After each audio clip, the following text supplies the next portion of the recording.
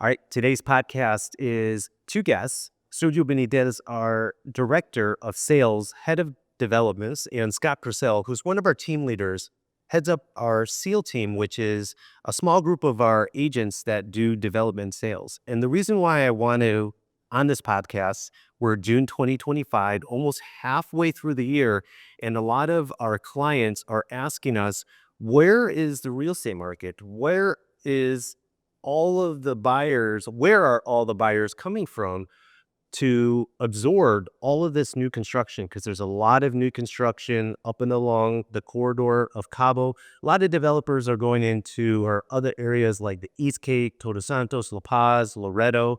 And I thought today's podcast would be extremely insightful to go through the numbers, see where we are in the market right now, and where we anticipate it going the rest of 2025. Take a listen.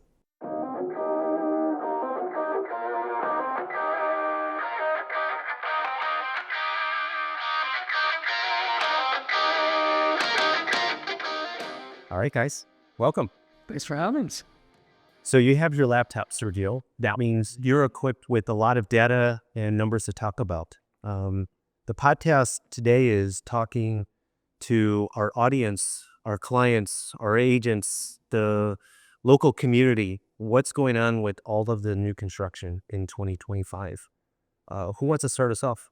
Do you want me to start? Sure. Well, when we had our boom in real estate transactions here through the pandemic, there was a really large influx of people developing in Cabo because it makes a lot of sense, right?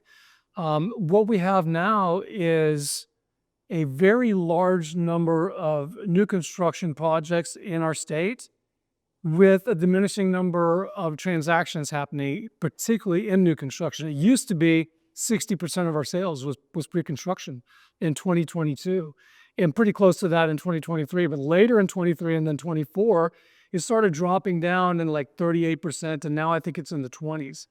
And so when you have that big of a shift in the market against new construction sales and such a large move in the opposite direction with inventory new construction sales, it gets spread really thin. So the problem is a lot of the projects are trying to sell, but there's fewer buyers across a much larger number of units.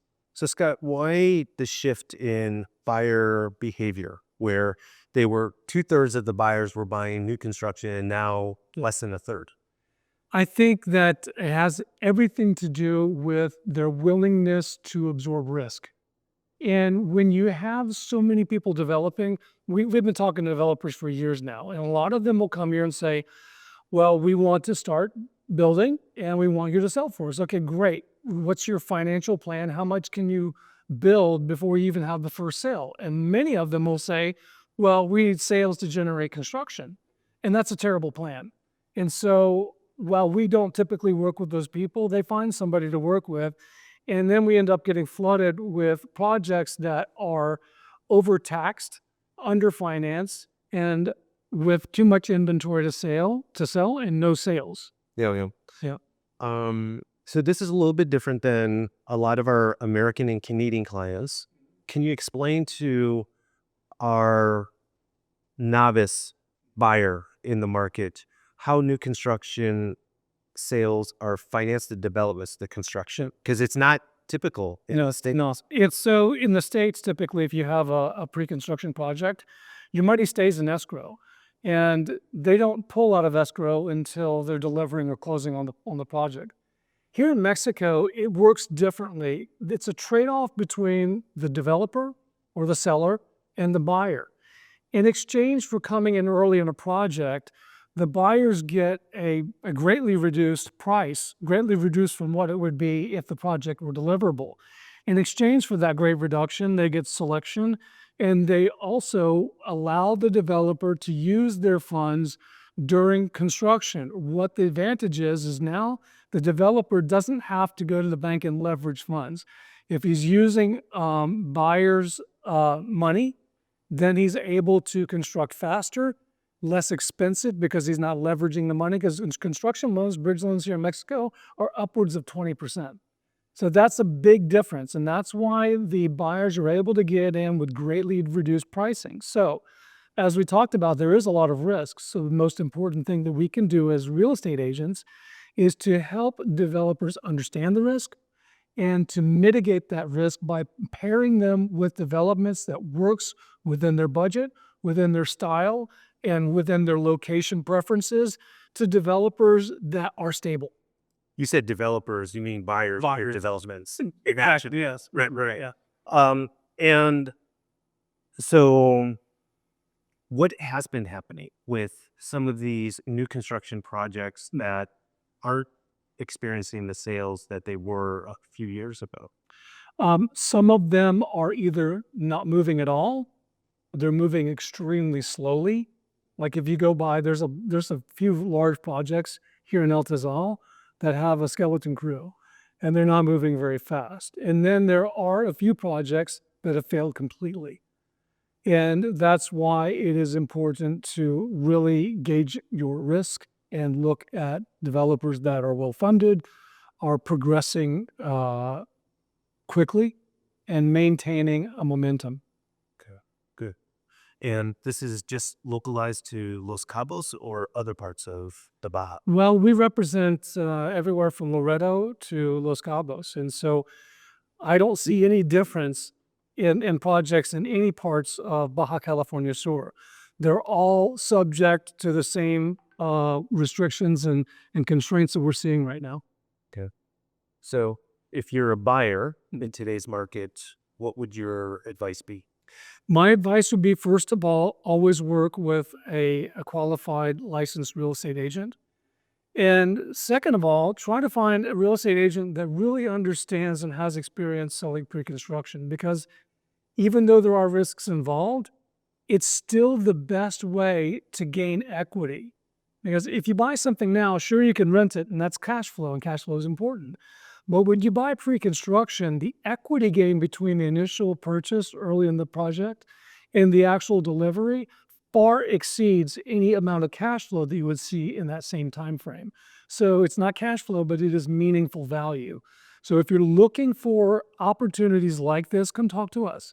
We have a number of agents that specialize in pre-construction and understand which projects are the best ones and which projects have the highest quality and the best finishes and are still on track to get delivered. Okay. Albeit with a delayed delivery date. I always joke and say, if any developer ever delivers on time here in Cabo, they'll be the first. We're not an island, but we kind of operate like one. So Baja Ferries breaks down, we can't get propane. There's a hurricane in Acapulco and we lose half our workforce. So things do affect us, and it's important to understand that in almost every case, it's not the developer making mistakes and causing delays. It's developers constantly being challenged by things that happen in the way life is here. Mm-hmm. Sergio, you have your laptop. We dive into the numbers a little? Of course, yeah. Just seeing what Scott was talking about. In 2021, there were 150 transactions for pre-construction. And when the pandemic... In what area? This is all of Baja California Sur. So that accounted for $133 million. And when the pandemic hit and everybody went out and started building, it bumped 178%. So it went from 150 transactions in 2021 to 717 transactions in 2022 for $371 million. Okay. That trend kept growing to 2023 to 781 transactions, but now the pricing is what made a big difference. So it went from $371 million to $617 million. So from 22 to 23, it's more or less the same number of units. You said 700 some units, but the total sales volume almost doubled. Almost double. So what was happening based on those numbers is the average price of real estate went up dramatically.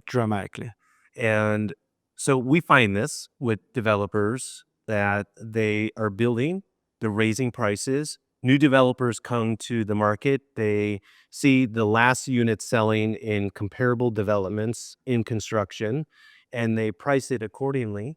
And so as long as demand is tracking the supply, it's getting absorbed. And they're absorbing the higher price. But when less buyers come to the market, or it gets diluted with more options, then developers aren't selling at the rate they need to. That's right. And that's where you get the downward pressure of real estate prices. So that's 23.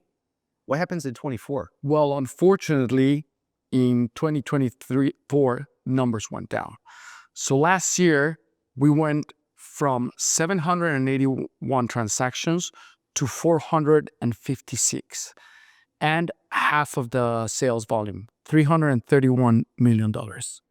So that tells me that probably prices started coming down even for new construction. Of course, developers were, as you say, pressured, so they started lowering the pricing as they saw transactions or buyers weren't coming in. So Scott, what opportunity does that present for a buyer then? Well, buyers have all the leverage right now, even in pre-construction, especially in pre-construction. The way that we're generating sales in pre-construction now is by thinking in different ways and coming up with ways to make things make sense for a buyer. So whether that's a reduction in price, whether it's inclusion of some upgrades, things like that. So we used to sell pretty much face value for all of our pre-construction projects. I'm asking $100. And you're paying $100, yes. In some cases, you're paying a little more than $100, right? But now it's you're asking $100, and maybe we're going to pay you $90. But we're going to ask you to include something else in that. So it was really difficult last year because of the difference in value between the peso and the dollar.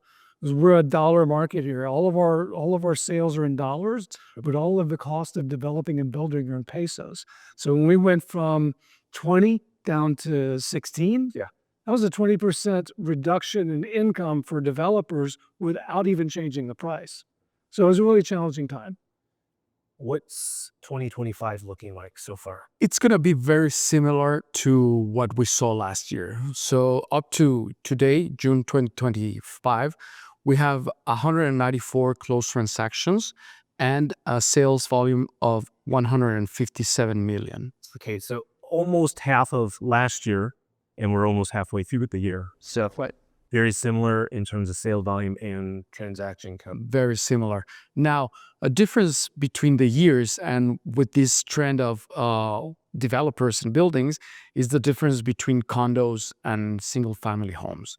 Because you can see all over the Baja, the amount of vertical construction is what's really pushing. And now you see these skeleton constructions, as Scott mentioned. So condos, it went up to 544 condos in 2022 and 173 single-family homes. And this was the same in 2023, 347 condos and only 109 single-family homes in pre-construction. So now it's still 149 condos and houses, only 45 homes. In 24 or 20? This is 25. Okay. 45 single-family homes only. New construction. New construction. All of Baja California Sur. In all Baja California Sur. And what's the price range of those? The prices, though, have not gone down. So the average price right now in pre-construction for a single-family home is 1.7 million. And condos do have come down. So we're talking about condos in 2023, average sales price, $660,000. In today's market, $571,000. Wow. That's significant. We haven't been seeing prices go down for a few years, a number of years, like 5 years. Yes. It's just been going like this, and in some cases, like up a lot. And to see condos prices go down, the average price. So if you're a developer, are you thinking that I'm developing single family homes as opposed to condos? Or, what kind of decisions could I be making as a developer with this information? So I think that developers have been traditionally looking at how they can maximize the income off of a finite area of land. And the answer to that has been, for the most part, condos, vertical construction, because you can get more units in a small amount of space with vertical construction, of course, than you can by doing houses. So that's why we see such a lower number of houses versus condo sales. It has mostly to do with the fact that there are only, just a very few number of projects that are doing single-family homes, whereas most of the projects are vertical. Do you see any exceptions to that based on the geography? What town we're talking about? Well, so exceptions to the rule there, I think, Condos versus houses, demand, prices going up or down. the worst case scenario is definitely in Los Cabos, the number of condos to houses, because vertical construction is the norm here in this area. When you go north and you're going to Loreto or Todos Santos, Los Barriles or Loreto, then it kind of shifts the other direction. There's not as much vertical construction as there is horizontal. Any reasons why? I think it's because people who moved out of Cabo into those areas were moving there for a different kind of product, different kind of lifestyle, something that more closely resembled what they were used to at their home in the United States or Canada, which is single family. No, I agree. If I were to say in the 20 plus years I've been here, the real estate trends in emerging real estate areas are many different trends, but one of the trends is you start with selling land because there's no finished product. People build their single family house on 1,000, 2,000 square meters, quarter to a half an acre.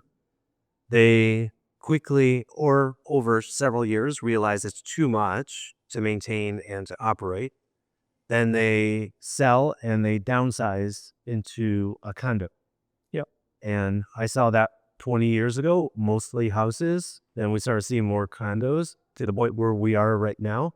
And then when we started going into Los Barriles and on the Pacific, same thing. Yep.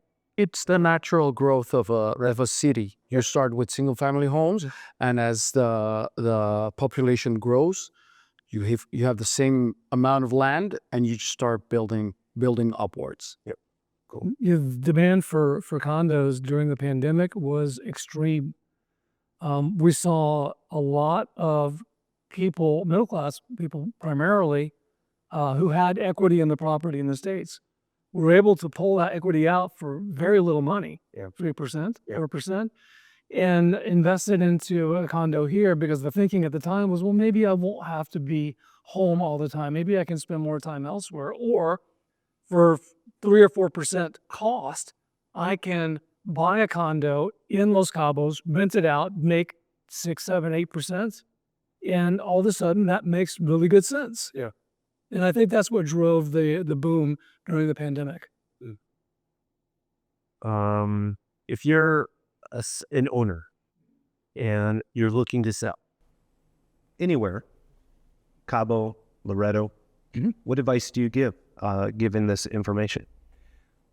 Well, I think that existing homes can be more, even condos can be more competitive than new construction, depending on when the sale took place, because we saw a lot of increase in costs of materials, inflation.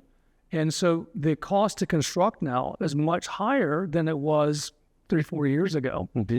So if you bought early in a construction project 3 or 4 years ago, then you can be priced competitively with new construction today. And I think we see that in existing properties too, because existing properties, a lot of their costs were experienced some time ago.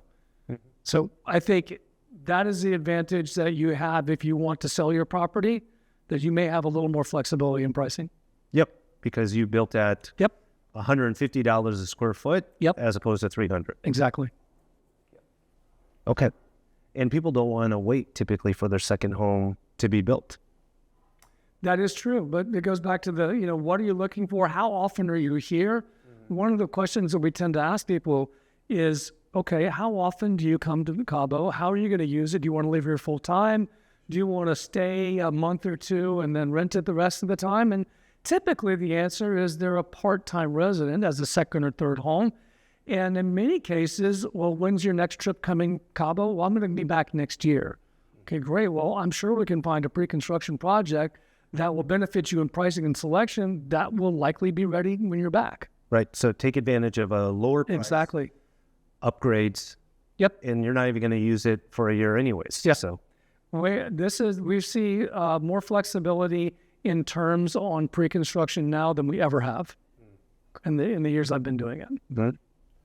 And if you're, Sergio, you deal with a lot of our sales agents at Ronival. If you're a sales agent in today's market, I mean, how do you coach them? How do you advise them to navigate today's market when they're working with buyers? Well, it's understanding what their buyer is looking for. If they, like Scott says, if they're looking for to use it up until next year, well, maybe you can go to pre-construction, but always look for a reputable developer, somebody that's well-financed, that will finish the development. Yes, there are delays in all of the developments here, but you got to find the one that will have the best amenities, will have the best appreciation in the market, and that it will finish the job.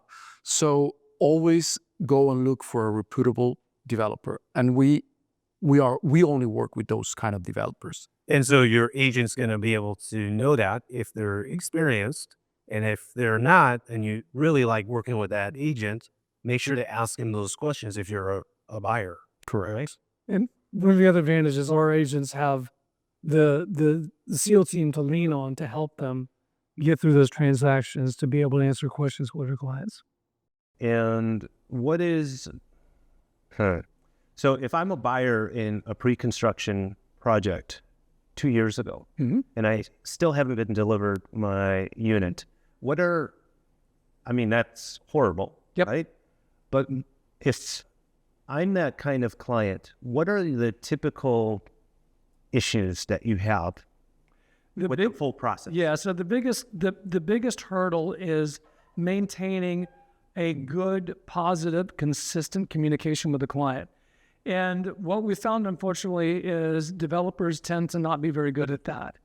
And this is the reason why we started our delivery management services, so that we could manage that process and maintain a level of integrity throughout the process that provides, frequent update. Because ultimately, people don't care whether the news is bad or good as long as they get the news. Correct. And it's being dealt with. So it's much easier for me to tell you today, Nick, your condo's not going to be ready in 6 months. Right. Than to get 6 months and say, oh, sorry, it's not ready. So that's the big difference that we have right now. But I can only speak for the developers that we work with, and they have gotten very good at it. And some of them have hired us to provide that service for them. And I see these, you and I both, we see these communications every day. And it is tremendously helpful. And ultimately, one of the things I ask people, particularly if it's an agent looking to represent the buyer of pre-construction, we always try to manage their expectations. Like, it's not going to deliver on the day that the developer says, right? But there's grace periods built into their agreements. And I ask them, what's more important? Is it more important to deliver by a certain day? Or is it more important to deliver the highest quality that we can possibly put forward in that project? And the answer is always the quality, because at the end of the day, when the client does finally get their condo or their home delivered, the most important thing is that they get exactly, or at a minimum, what they were expecting. What didn't we touch? What else do you have in the numbers, Sergio? Well, it's a curve. I mean, we could go as deep as you want, as granular as you want. You were talking about Baja California Sur, but yeah, Cabo is the most sought out market in all of Baja Sur. But people are starting to look elsewhere. They're starting to be condo developments in places like Barriles, where there were mostly land and single-family homes. La Paz is a very, very big market. It's growing. It's our second most sought-out market. And we've seen this trend in the last, I want to say in the last year. People are starting to look elsewhere. Cabo, there's a lot of development. There are some situations with the infrastructure of the city. So people that were residents in Cabo, they're looking to go to Loreto. We have a beautiful condo development in Loreto, Mantarraya, and people are starting to go to those places looking for that old Cabo feeling, more secluded, more private. So we have something for everyone, for every buyer, from Loreto, Todos Santos, La Paz, Barriles, and Cabo, of course, whatever you're looking for. And I think it's important to state that pre-construction is still a really good idea.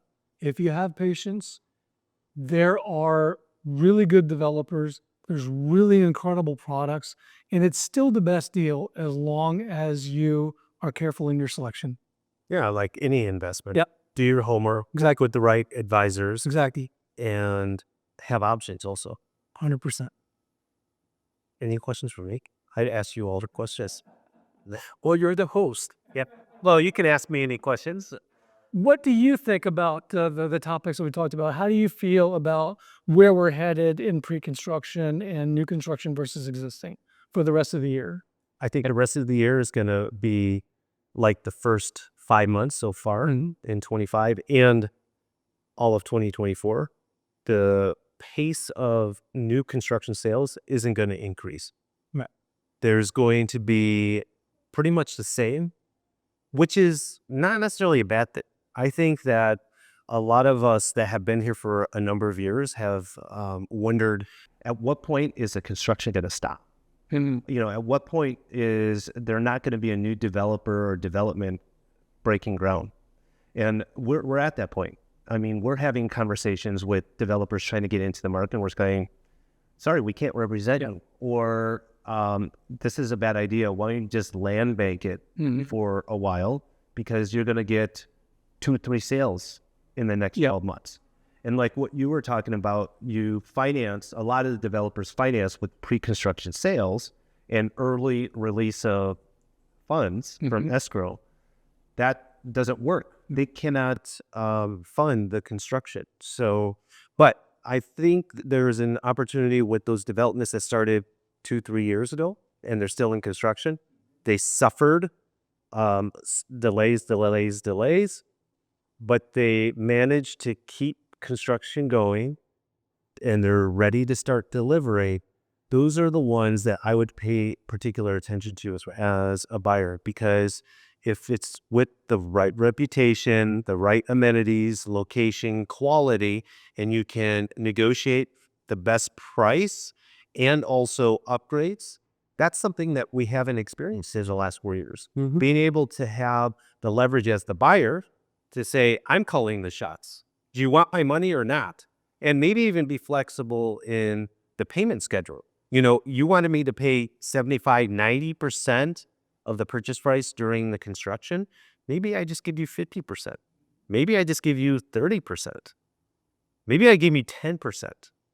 I mean, as a buyer, it doesn't hurt in today's market to make an offer and negotiate, because there aren't 5-6 buyers fighting for that same unit. It's just not happening. And so you have the ultimate leverage. And if I'm a real estate agent representing buyers, I would be educating my buyers of that, because that's music to buyers' ears. It's like, it's a buyer's market. I can negotiate. I can basically have my Christmas wish list and it could be fulfilled, or 80% of it. That is not something we've been experiencing in the real estate market for a number of years. So I think that's a great opportunity. It's not going to be going from 300 sales last year, pre-construction, or wherever that number was, to 600, 700, like for 2 years we experienced that. I think that it's the market will start rebounding. There will be more buyers, there will be more transactions, prices will continue to escalate, but we're going through a very transitional time. So transitions are always difficult in a real estate market because everyone doesn't know where the bottom is. And you don't know where the bottom is until prices start going back up. And then you realize, oh man, 4 months ago was the time I should have bought, right? So you can never time the market at the right moment. But fortunately, most of our buyer clients, they don't want to buy it for the return on investment. I love this return on lifestyle, right? So stop delaying the return on lifestyle, the real reason why you buy a second home. That's right. Right? It's the experiences, the memories. It's why we're all here. Right. Yeah. And you did mention like cash flow. Yeah. And people that invested on cash flow the last few years, they're suffering big time. Mm-hmm. And that's market wide. So I think we need to get back to why the majority of the people like you, me, you are here. It's because of the lifestyle. Exactly. Is that good enough? Great. That's how I see the market. That's great. All right, guys. Until the next one, bye for now. Thanks for listening to this episode of the Nick Fong Podcast. Make sure you subscribe to the podcast and the YouTube channel at youtube.com/Ronival Real Estate and follow Nick on Instagram at NickFong_Ronival. Ready to find your Baja dream home? Check out the latest property listings at Ronival.com or findmexicohouses.com. Hasta luego.